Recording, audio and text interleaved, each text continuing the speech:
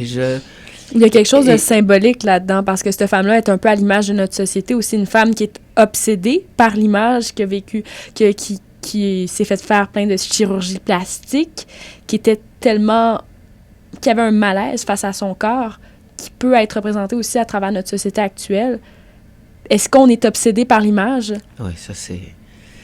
On est devenu, mais à mon avis, complètement aveugle.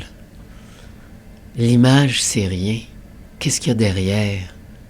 C'est comme le théâtre, là, qu'il y a des corps sur scène, là. Bon, c'est bien que les costumes, les décors, c'est correct, là. Mais on est devenu omnibilé par ça. Faire des beaux costumes, des beaux décors, des beaux écrans vidéo. Mais qu'est-ce qui se dégage des corps? Qu'est-ce qu'ils disent?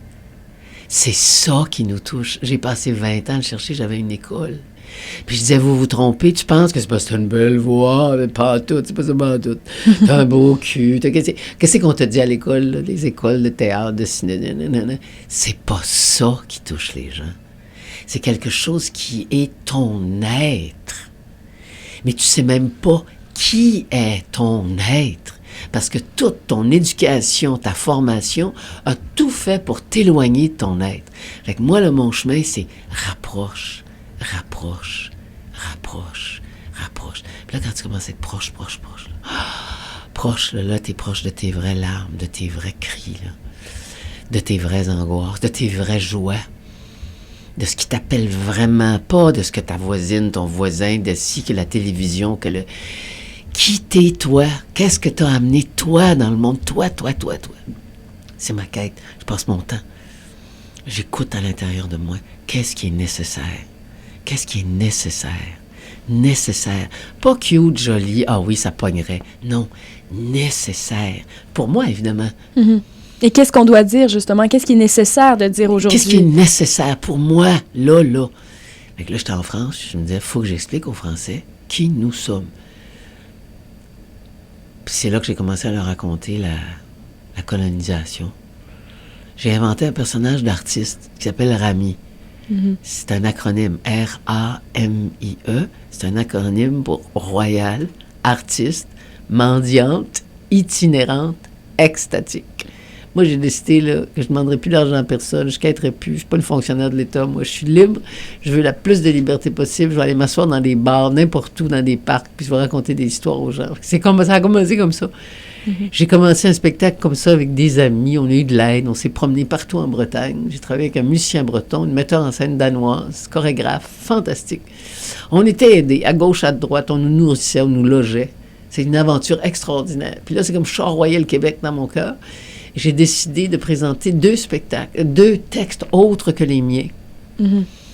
Un de Jovette Marcheseau, Les Vaches de nuit, puis un de Michel Garneau, Élégie au génocide des Nazopotes.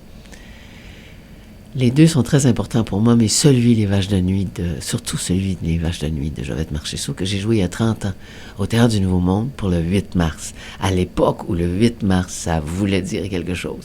Ici, aujourd'hui, on ne peut pas le croire que le 8 mars, dans les années 70, il y avait 1000 femmes en délire au Théâtre du Nouveau Monde, qui aujourd'hui présentent un théâtre tellement lisse, propre.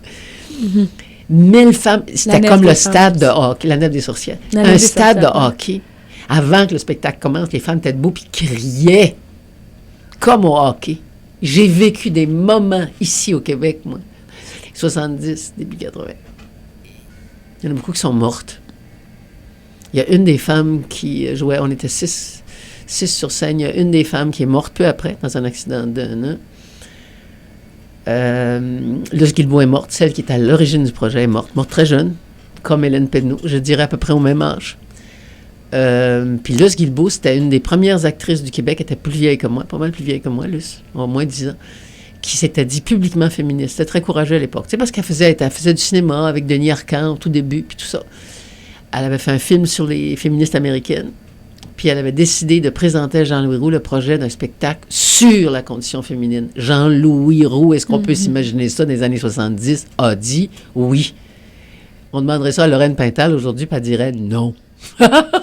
Pourquoi c'est plus populaire comme ça?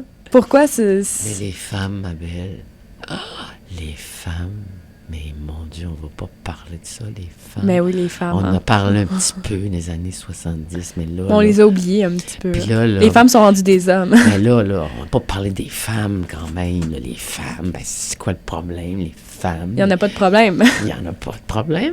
Voyons donc. Y a-tu Ouais. jamais eu un problème avec les femmes? Bon, peut-être qu'il y avait des petites affaires. Bon, là, en Afrique, ils enlèvent, ils arrachent le clitoris, puis ils lapident, puis ils enterrent vivantes, puis ils leur jettent de l'acide d'en face, puis ici, on n'a toujours pas le salaire égal, puis ici, il y a toujours des problèmes avec les garderies, puis...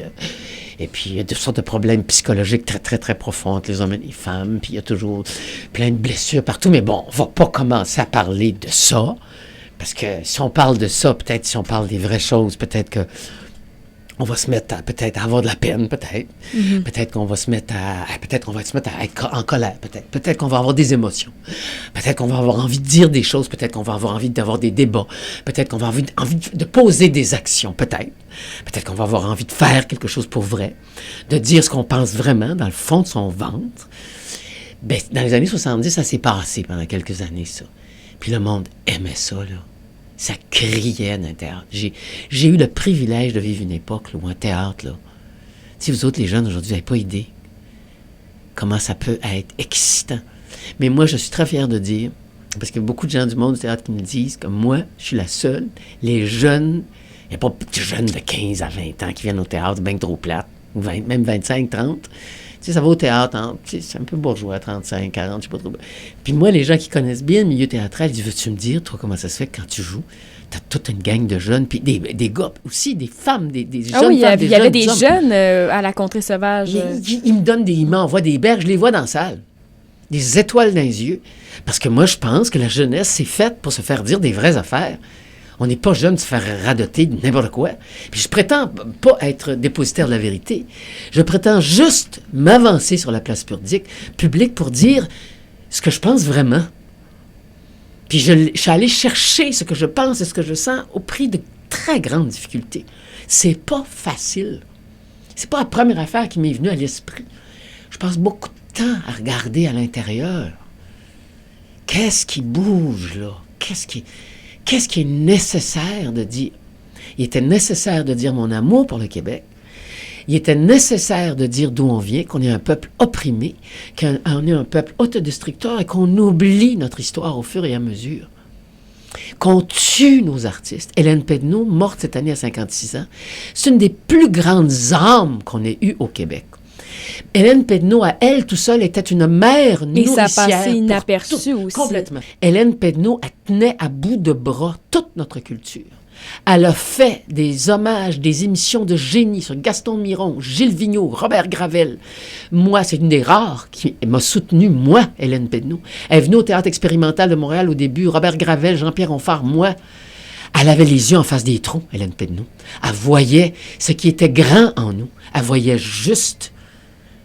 Puis elle avait un sens aigu de la justice, donc elle était sur toutes les tribunes, elle défendait jusqu'à sa mort les femmes.